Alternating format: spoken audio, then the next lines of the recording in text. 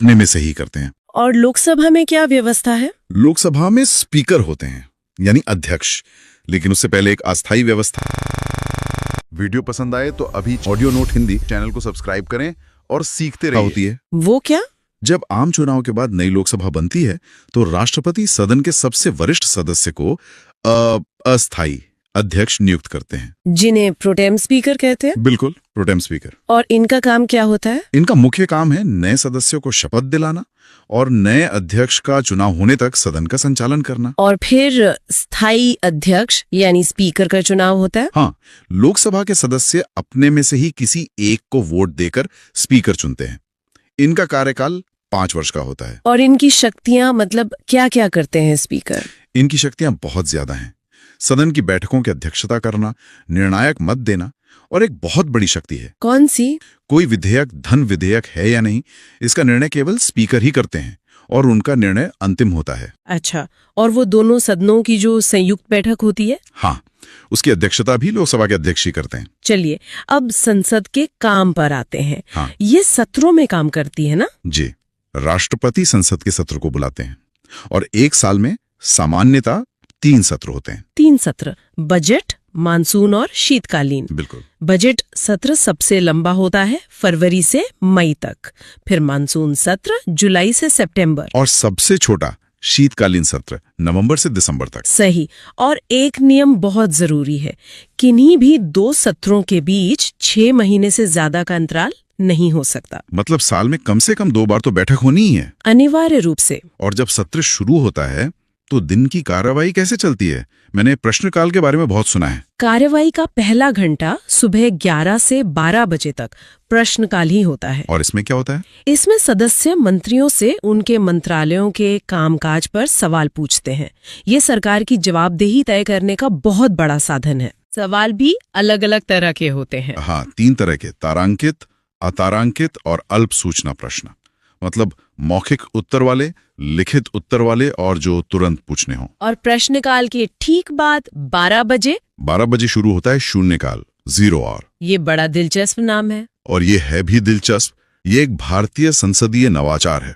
मतलब ये हमारी अपनी खोज है, संविधान में इसका जिक्र नहीं है। तो इसमें क्या होता है? इसमें सदस्य बिना किसी पूर्व सूचना के कोई भी जरूरी मुद्दा उठा सकते हैं। ये बहुत महत्वपूर्ण है। ठीक है, अब कुछ संसदीय प्रस्तावों की बात करते हैं। सरकार पर नियंत्रण रखने के लिए ये इस्तेमाल होते हैं। हाँ, कई तरह के प्रस्ताव हैं।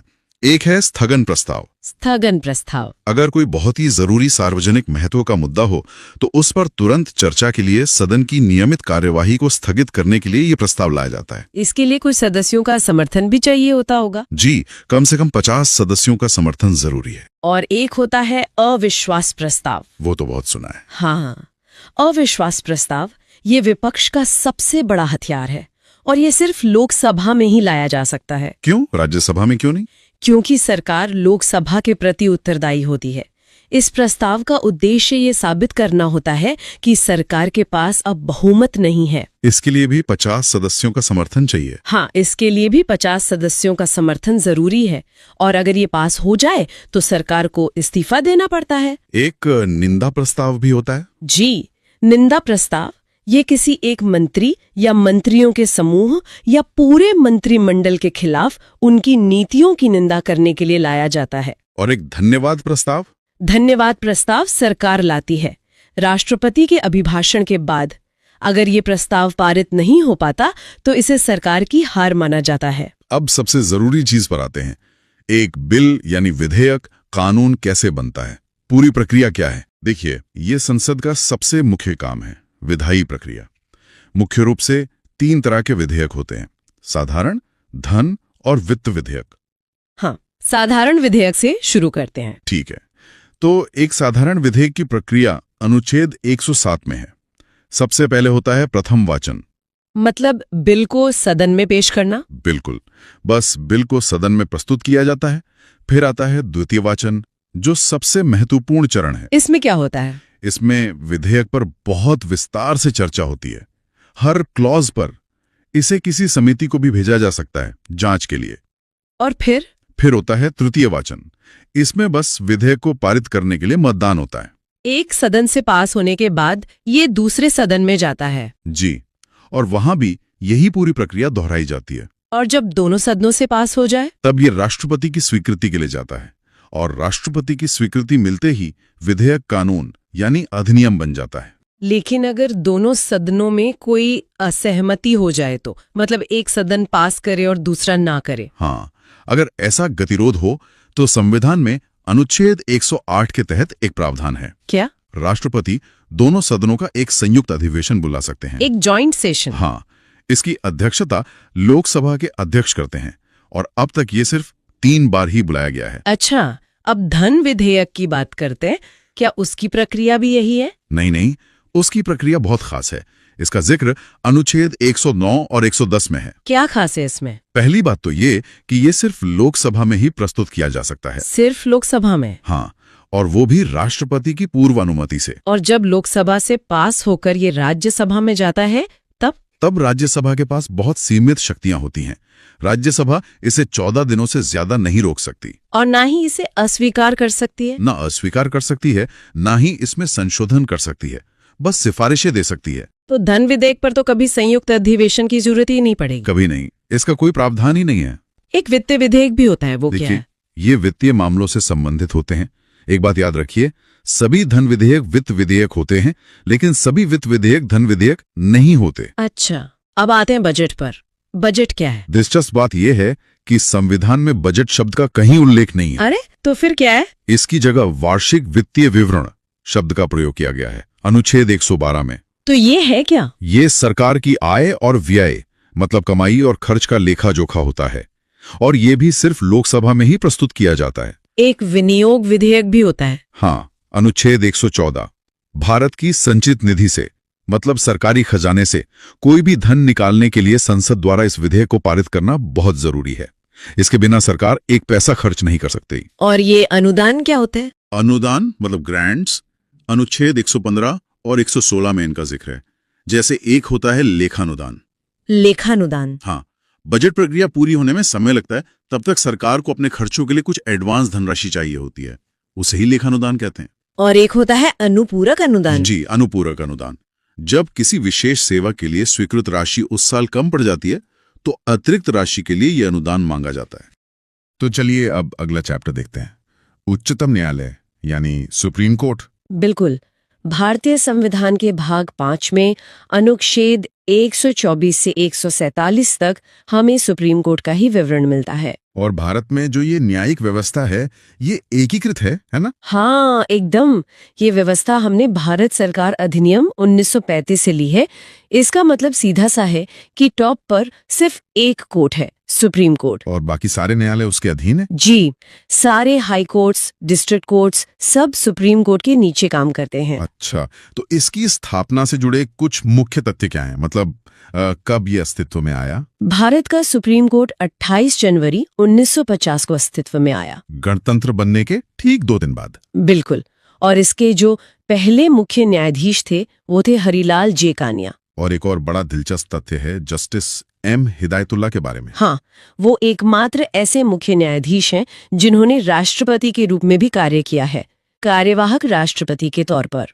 चलिए, तो अब सबसे महत्वपूर्ण अनुच्छेद पर आते हैं। कौन सा है जिस पर हमें सबसे ज्यादा ध्यान देना चाहिए? अनुच्छेद 124, बिना किसी शक के। इसमें सुप्रीम कोर्ट की स्थापना, उसका गठन, न्यायाधीशों की नियुक्ति और उन्हें हटाने की प्रक्रिया सब कुछ इसी में है। न्यायाधीशों की संख्या भी इसी में तय है। हाँ, मतलब जो मूल संविधान था उसमें तो सिर्फ 8 न्यायाधीश थे, 1 मुख्य और 7 अन्य। और अभी ये संख्या बढ़कर 34 तक हो सकती है, 1 मुख्य और 33 अन्य न्यायाधीश। और ये संख्या संसद तय करती है कानून बनाकर। ठीक है। और नियुक्ति, ये सबसे ज्यादा चर्चा में रहता है। नियुक्ति कौन करता है? नियुक्ति तो राष्ट्रपति द्वारा की जाती है, लेकिन यहाँ एक लेकिन है। वो क्या है? वो ये कि राष्ट्रपति कॉलेजियम प्रणाली की सिफारिश पर ही नियुक्ति करते हैं। हाँ, ये कॉलेजियम प्रणाली ये क्या है? हर थोड़े दिन में खबरों में रहती है। देखिए, ये प्रणाली 1993 में शुरू हुई। इसमें भारत के मुख्य न्यायाधीश होते हैं और उनके साथ सुप्रीम कोर्ट के 4 सबसे वरिष्ठ न्यायाधीश। अच्छा, तो कुल 5 लोग। जी, यही कॉलेजियम न्यायाधीशों के नामों की सिफारिश राष्ट्रपति को भेजता है और एक वरिष्ठता का सिद्धांत है जिसके अनुसार सुप्रीम कोर्ट का जो सबसे सीनियर जज होता है वही भारत का अगला मुख्य न्यायाधीश बनता है। मैंने एनजीएसी के बारे में भी सुना है, वो क्या था? इसे बदलने की कोशिश हुई थी। हाँ, एक बहुत बड़ी कोशिश हुई थी।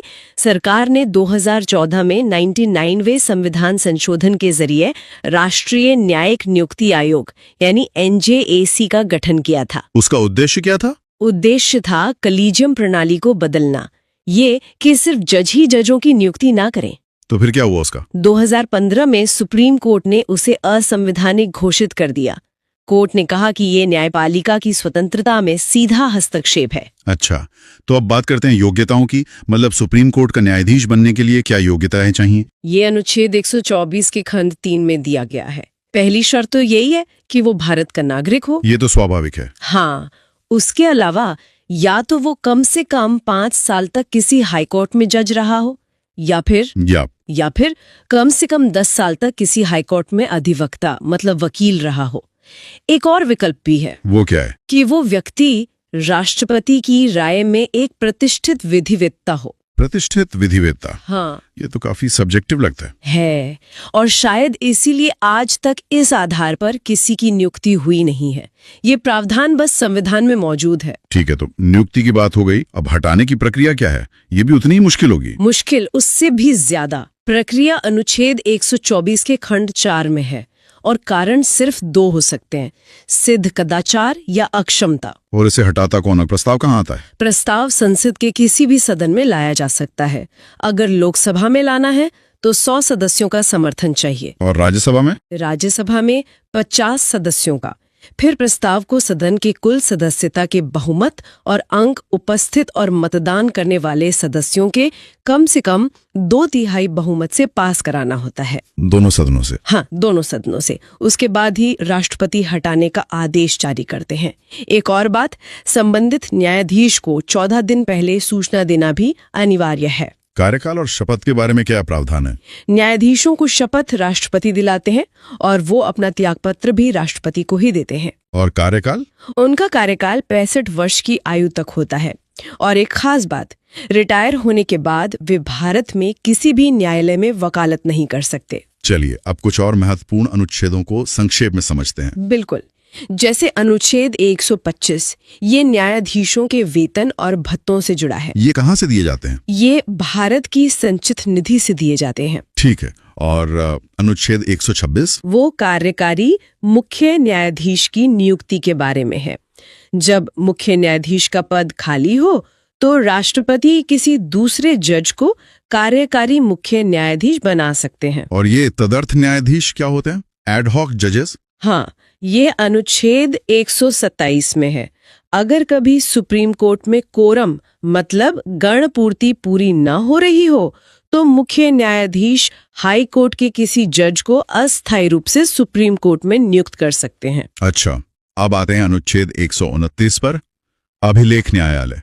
इसका क्या मतलब है? Court of record? इसका मतलब है कि सुप्रीम कोर्ट के सारे फैसले रिकॉर्ड के तौर पर रखे जाते हैं और वो देश की बाकी सभी अदालतों के लिए बाध्यकारी होते हैं, एक कानून की तरह। ठीक है। और आरंभिक अधिकारिता? ओरिजिनल जुरिस्डिक्शन, वो अनुच्छेद 131 में है।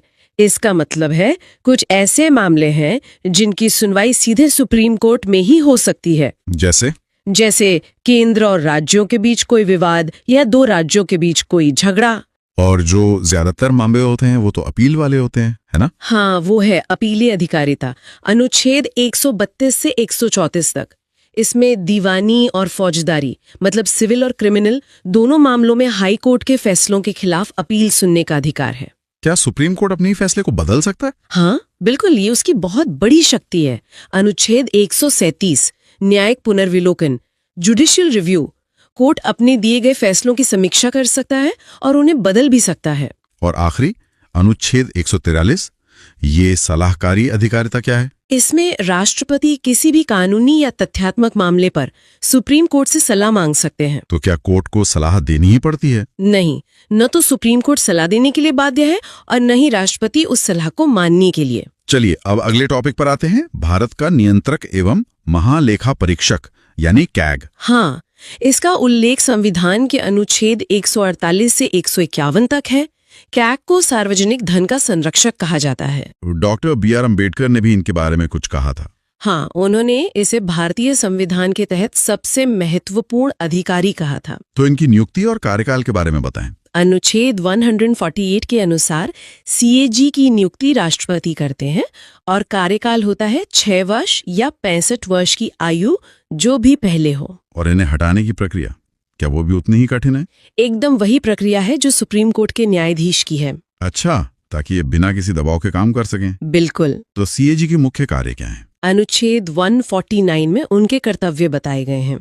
उनका मुख्य काम है केंद्र और सभी राज्य सरकारों के सभी खर्चों का परीक्षण करना, मतलब ऑडिट करना। हाँ, वो भारत की संचित निधि और हर राज्य की संचित निधि से होने वाले सभी खर्चों का लेखा जोखा रखते हैं और ये देखते हैं कि पैसा सही तरीके से खर्च हो रहा है या नहीं। और फिर ये अपनी रिपोर्ट किसे सौंपते हैं? अनुच्छेद 151 के अनुसार CAG केंद्र से संबंधित अपनी ऑडिट रिपोर्ट राष्ट्रपति को सौंपते हैं, जो उसे संसद के सामने रखते हैं। हाँ, और फिर संसद की लोक लेखा समिति यानी पब्लिक अकाउंट्स कमिटी इस रिपोर्ट की जांच करती है। और राज्यों के मामले में? इसी तरह राज्यों से संबंधित रिपोर्ट राज्यपाल को सौंपी जाती है, जो उसे राज्य विधानमंडल के समक्ष रखते हैं। तो चलिए अब अगला चैप्टर देखते हैं, उच्च न्यायालय। सबसे पहले संविधान में उच्च न्यायालय का उल्लेख कहाँ मिलता है? अनुच्छेद 214 से 231 तक। सही? जी हाँ, बिल्कुल। और अनुच्छेद 214 सीधा कहता है कि हर राज्य के लिए एक उच्च न्यायालय होगा। पर इसमें एक पेंच है ना? हाँ, एक बहुत महत्वपूर्ण बात है। देखिए, 1956 में जो 7वां संविधान संशोधन हुआ, अच्छा, उसके अनुसार संसद को ये शक्ति दी गई कि वो कानून बनाकर 2 या 2 से ज्यादा राज्यों या केंद्र शासित प्रदेशों के लिए भी एक ही कॉमन हाईकोर्ट बना सकती है। जैसे मद्रास हाईकोर्ट है तमिलनाडु और पुडुचेरी दोनों के लिए। बिल्कुल। या फिर गुवाहाटी हाईकोर्ट को देखिए, वो असम, नागालैंड और अरुणाचल प्रदेश सबके लिए है। ठीक है। अगला है अनुच्छेद 215, जो कहता है कि उच्च न्यायालय एक अभिलेख न्यायालय होगा, कोर्ट ऑफ रिकॉर्ड। इसका मतलब क्या है? मतलब इसके 2 हिस्से हैं। पहला, अभिलेख यानी रिकॉर्ड। तो हाईकोर्ट के जो भी फैसले और आदेश हैं, उन्हें रिकॉर्ड के तौर पर सुरक्षित रखा जाता है। और ये फैसले फिर? ये फैसले उसके अधीन आने वाले जो न्यायालय हैं, जैसे जिला न्यायालय, वहां पर सबूत के तौर पर मान्य होते हैं। उन पर सवाल नहीं उठाया जा सकता, वो एक नजीर बन जाते हैं। समझ गया। और अनुच्छेद 216 ये गठन के बारे में है। हाँ, ये कहता है कि हर हाईकोर्ट में एक मुख्य न्यायाधीश होंगे और कुछ अन्य न्यायाधीश होंगे। पर यहाँ संख्या तय नहीं है ना, जैसे सुप्रीम कोर्ट में है? नहीं, यहाँ ध्यान देने वाली बात यही है कि सुप्रीम कोर्ट के विपरीत यहाँ अन्य न्यायाधीशों की संख्या संविधान में तय नहीं की गई है, ये राष्ट्रपति तय करते हैं। ठीक है। तो अब आते हैं जजों पर, उनकी नियुक्ति, योग्यता और उन्हें हटाने की प्रक्रिया। अनुच्छेद 217। हाँ, अनुच्छेद 217 नियुक्ति और योग्यता से जुड़ा है।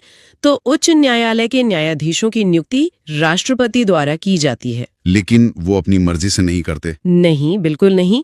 ये नियुक्ति कोलेजियम प्रणाली की सिफारिश पर होती है। कॉलेजियम, इसमें कौन कौन होता है? भारत में न्यायिक कार्य में कम से कम 10 साल का अनुभव हो या फिर वो किसी उच्च न्यायालय में 10 साल तक वकील रहे हों। 10 साल का अनुभव, ठीक है। अब अनुच्छेद 218 जजों को हटाने की प्रक्रिया, ये बहुत अहम है। बहुत ज्यादा। और ये जानना जरूरी है कि उच्च न्यायालय के न्यायाधीश को हटाने की प्रक्रिया बिल्कुल वैसी ही है जैसी सुप्रीम कोर्ट के न्यायाधीश को हटाने की है। मतलब बहुत मुश्किल? हाँ, इसके लिए संसद के किसी भी सदन में प्रस्ताव लाना पड़ता है। अगर प्रस्ताव राज्यसभा में है तो 50 सदस्यों की सहमति चाहिए। और लोकसभा में? लोकसभा में है तो 100 सदस्यों की। इसके बाद सदन की कुल सदस्य संख्या के बहुमत और उपस्थित तथा मतदान करने वाले सदस्यों के 2/3 बहुमत से प्रस्ताव पारित होना चाहिए। ये तो बहुत ही मुश्किल है। इसीलिए ये उनकी स्वतंत्रता सुनिश्चित करता है। सही बात है। अब अनुच्छेद 219 शपथ। यहाँ एक दिलचस्प बात है। नियुक्ति तो राष्ट्रपति करते हैं, पर शपथ कौन दिलाता है? शपथ उस राज्य के राज्यपाल दिलाते हैं, या फिर राज्यपाल किसी और व्यक्ति को इस काम के लिए नियुक्त कर सकते हैं। ये तो एक प्रैक्टिकल व्यवस्था है। हाँ, क्योंकि राष्ट्रपति हर राज्य में शपथ दिलाने नहीं जा सकते। अच्छा, न्यायाधीशों का कार्यकाल कितना होता है और क्या वो रिटायरमेंट के बाद काम कर सकते हैं? उच्च न्यायालय के न्यायाधीश 62 वर्ष की आयु तक पद पर रहते हैं और अनुच्छेद 220 के अनुसार रिटायरमेंट के बाद वो उन उच्च न्यायालयों में वकालत नहीं कर सकते जहां उन्होंने जज के तौर पर काम किया है। और अपना त्यागपत्र वो राष्ट्रपति को देते हैं। ठीक है। और अनुच्छेद 221 वेतन और भत्तों के बारे में है। जी, न्यायाधीशों का वेतन संसद तय करती है और ये राज्य की संचित निधि से दिया जाता है। अच्छा, अब बात करते हैं जजों के ट्रांसफर की। अनुच्छेद 222। हाँ, ये शक्ति राष्ट्रपति के पास है। वो भारत के मुख्य न्यायाधीश मतलब कोलिजियम से सलाह के बाद किसी भी जज का ट्रांसफर एक हाईकोर्ट से दूसरे में कर सकते हैं। और कभी-कभी कार्यकारी मुख्य न्यायाधीश की भी नियुक्ति होती है, वो अनुच्छेद 223 के तहत। बिल्कुल, अगर किसी हाई कोर्ट के चीफ जस्टिस का पद खाली हो जाता है तो राष्ट्रपति उसी कोर्ट के किसी दूसरे जज को कार्यकारी मुख्य न्यायाधीश बना सकते हैं। अनुच्छेद 224 में अतिरिक्त और रिटायर्ड जजों की नियुक्ति का भी जिक्र है। हाँ, अगर काम का बोझ बहुत ज्यादा बढ़ गया है तो राष्ट्रपति 2 साल के लिए एडिशनल जज नियुक्त कर सकते हैं। और रिटायर्ड जज? अगर जजों की कमी है तो उस हाई कोर्ट के मुख्य न्यायाधीश राष्ट्रपति की सहमति से रिटायर्ड जजों को भी कुछ समय के लिए नियुक्त कर सकते हैं। चलिए अब सबसे अहम हिस्से पर आते हैं। उच्च न्यायालय की शक्तियां। अनुच्छेद 226 रिट जारी करने की शक्ति। ये एक बहुत ही महत्वपूर्ण शक्ति है और आपको पता है हाई कोर्ट की रिट जारी करने की शक्ति सुप्रीम कोर्ट से भी ज्यादा विस्तृत है। ज्यादा? वो कैसे? देखिए, सुप्रीम कोर्ट अनुच्छेद 32 के तहत केवल मौलिक अधिकारों के हनन पर ही रिट जारी कर सकता है। ठीक है। जबकि हाई कोर्ट अनुच्छेद 226 के तहत मौलिक अधिकारों के अलावा किसी भी और कानूनी उद्देश्य के लिए भी रिट जारी कर सकता है। किसी भी अन्य कानूनी उद्देश्य? इसका दायरा तो बहुत बड़ा हो गया। बहुत बड़ा। इसीलिए आम नागरिक के लिए ये बहुत बड़ी ताकत है। अच्छा, अब अनुच्छेद 227 अधीनस्थ न्यायालयों पर अधीक्षण की शक्ति। इसका क्या मतलब हुआ? इसका मतलब है कि हाई कोर्ट अपने राज्य के सभी अधीनस्थ न्यायालयों पर एक तरह का प्रशासनिक नियंत्रण रखता है। यानी वो एक सुपरवाइजर की तरह काम करते हैं। हाँ, बिल्कुल।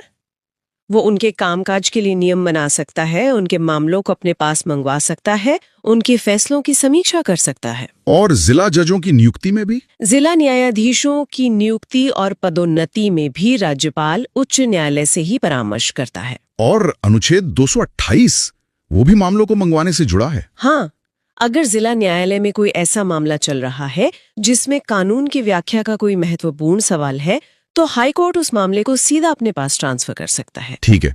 कुछ और भी अनुच्छेद हैं जैसे 230 और 231। जी, अनुच्छेद 230 संसद को ये शक्ति देता है कि वो किसी हाई कोर्ट के अधिकार क्षेत्र को किसी केंद्र शासित प्रदेश तक बढ़ा सकती है। और 231?